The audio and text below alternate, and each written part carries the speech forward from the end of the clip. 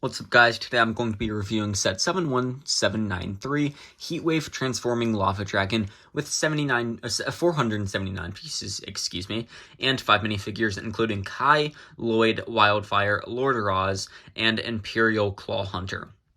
On the front of the box, you can see the full set in its glory, as well as the fight scene between the minifigures. And then on top of the box, you can see all of the minifigures, again, kind of laid out, as well as that 1-to-1 size for the Heatwave minifigure. Or the Wildfire minifigure, And then on the back, you can see the full set laid out again, as well as, like, the alternate view of the build. And then you can see the, like Form A of the dragon, and then through the transformation, and then Form B of the dragon right there. And then you also see the little, like, display area of the, like, micro build in the set. It's just kind of a little fighter thing for Ross. And then all of the minifigures are sprawled out again and fighting, as well as the dragon being in the, like, opposite upside down form. First minifigure included in the set is Lloyd. It is literally just the same Lloyd that we've gotten for all of these like Ninjago Dragon's Rising sets. He's got that same torso printing, leg printing, back printing, that like armor piece for his shoulders, and the headpiece. And then you can see that one face print with the like glowing eyes underneath, and then on the back it's just his normal face print. He also does have 2 golden swords. Next up, we have Kai, just kind of the same thing as Lloyd. He's got the same Dragon's Rising outfit and the 2 golden swords, as well as that face print underneath right here, as well as this one on the front, which does kind of have those like fire-looking aspects to the black face. And for the last of like the good guy minifigures, we get Wildfire, which is a brand new minifigure and looks really good.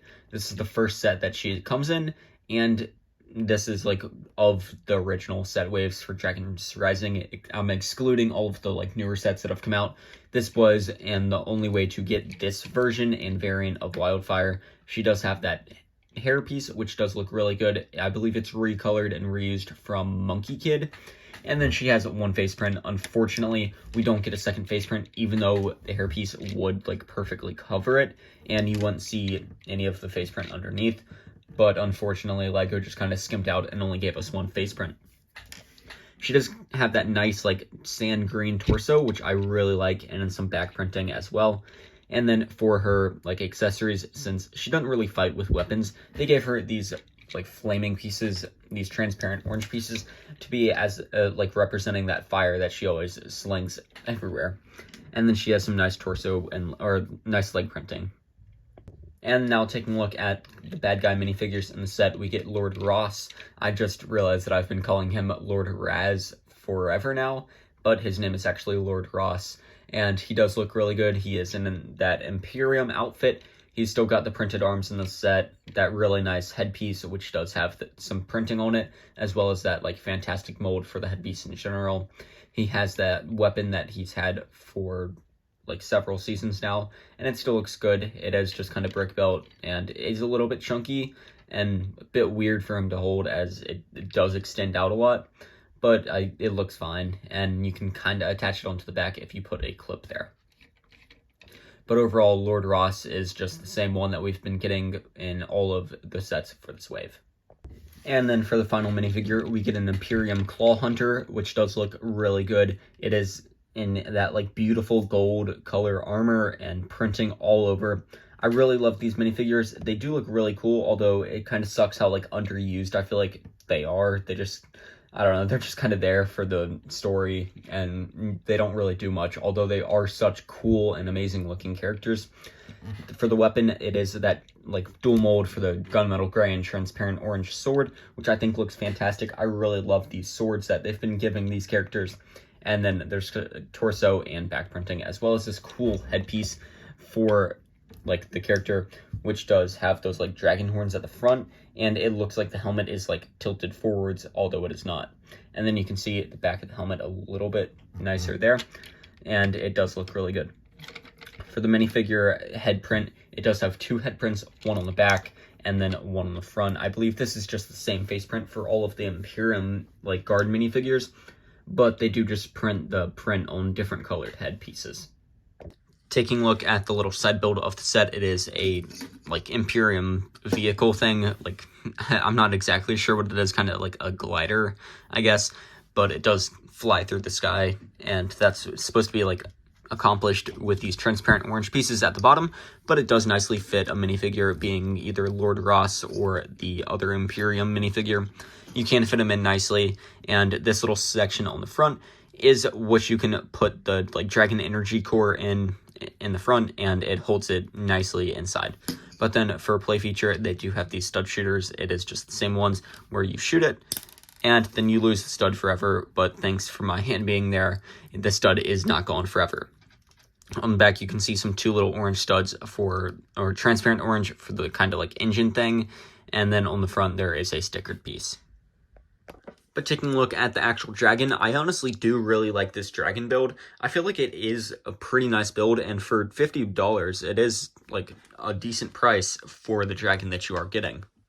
I don't feel like the box art does the dragon as much justice as it should. Like, I definitely feel like having the dragon in person makes it just feel like a lot better of a price, and makes the set just honestly look much better than what they tried to go for on the box. Taking a look up at the head of the dragon to start off, though, we see a stickered piece up front, which always just does kind of suck to see, but that's just kind of like the standard with LEGO sets. Most LEGO sets are going to have stickers, as it is just going to be cheaper for LEGO than having to print all of the new parts. There are some transparent studs and stuff, as well as that nice printing for the face, which we are always going to get for like dragon faces, and then it's just the like exact same face print on the other side. You can see it's an eye, as well as some spots on like the nose. There are these golden horns, which kind of work as a play feature. You are able to turn the horns and it will open the mouth, which I think is a really great inclusion. I'm not sure if that's intentional, but that's just something that I figured out when I was like messing around with the set. But then you can also see that the underside of the jaw is nice and closes really nicely to the top of the mouth. And what I love that LEGO did for this set is that they built the head back a little bit instead of just attaching it to like a ball joint. It definitely does give the dragon a bit more of like personality and makes it feel real compared to just attaching it to the rest of the body. And I also like the purple that they used as like an accent on the back. Due to the dragon's head being on the ball joint, you are able to move it literally however you want. You can put it all the way down, put it all the way up, make it go in 360s, and just kind of do whatever you please with the dragon's head. But then looking down the neck a little bit, it is a little bit more strict, as it is only on these clip pieces right here with the like teeth, so it can't really move as much, but it does still give some nice articulation. On the very bottom, you can see some of that tan and like dark or nougat color, which I believe is the same color as planks and like wood logs in LEGO Minecraft. And then looking down even further, you have this stickered piece, which gives some more detail to the front of the dragon and the underbelly. It kind of looks like the underbelly is being like powered up by the dragon energy core, as they are both purple. And I really like the purple accents that LEGO did include throughout this build. There are some more stickers on the side, just kind of giving some detail and like scale patterning to the dragon, as well as then looking back, there are some stickers for this gold piece, the gold pieces on the side, as well as an identical gold sticker on the side over here. Taking one of your minifigures, you can put whichever minifigure you want, but the minifigures do fit nicely onto the saddle on the back of the dragon, but you are also able to remove the saddle entirely if you just want to have the dragon being like free without being tamed. The saddle fits nicely onto the little gold clips right there and sticks on pretty nicely. There's no like big gap or anything, and it sits pretty smug against the rest of the dragon. Towards the back, there are some little spines in gold, and then the tail down here, which is on another small ball joint, which allows a lot of motion. You are able to spin the tail and move it however. And then there is a sword for like the very tip of the tail down here.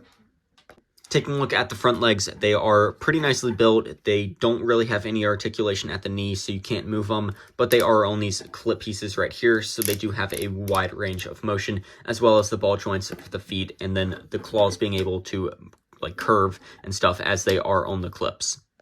The wings for the dragon, which I believe are what these are, do look really just I don't really like them as much, but it is cool to see LEGO doing something other than like actual dragon wings I don't know. It just doesn't feel like the dragon would be able to fly or anything, or it doesn't feel as complete because of just having these. But it definitely, like, I don't know. It's fine for the set, and I feel like it definitely works for the dragon, but it also just doesn't seem like it's just not my like favorite build. But then you are also able to like move this piece right here, so it gives you a little bit to play with and kind of make the dragon seem like it might be flying, but that's not really it. For the other side, it is just the exact same build for the leg, but it is mirrored, so that way you are able to have it like on the same leg but opposite. And then for the back legs, it is also on this joint right here, so you have a lot of motion throughout the leg. You can make it go almost 360, I believe, but it gets stopped by this, like, by these pieces right in here. It does get a little caught up, so you might have to put this leg all the way out front to be able to get it to do like a full 360, and then you can put this leg back. Personally, I don't really like the design that they used for these legs. I just feel like it looks a little bit incomplete with how it's just all these anti-studs showing, and then this black part for part of the leg. I feel like they could have put a slope piece, like an inverted slope piece, that kind of curves down like this and helps to cover up some of this back part. It's like 2 additional pieces to the set that they could have done, but I feel like it would have gone miles for making the set feel a little bit more complete. But then also the foot is literally the exact same foot designed for the other 4 feet, or the other 3 feet. So there's not much to it. The feet can bend. It's on a ball joint, so it moves. And that's about all it's got going for it. So for the main like play feature, I guess you could call it, of the set, it is the ability to transform the dragon.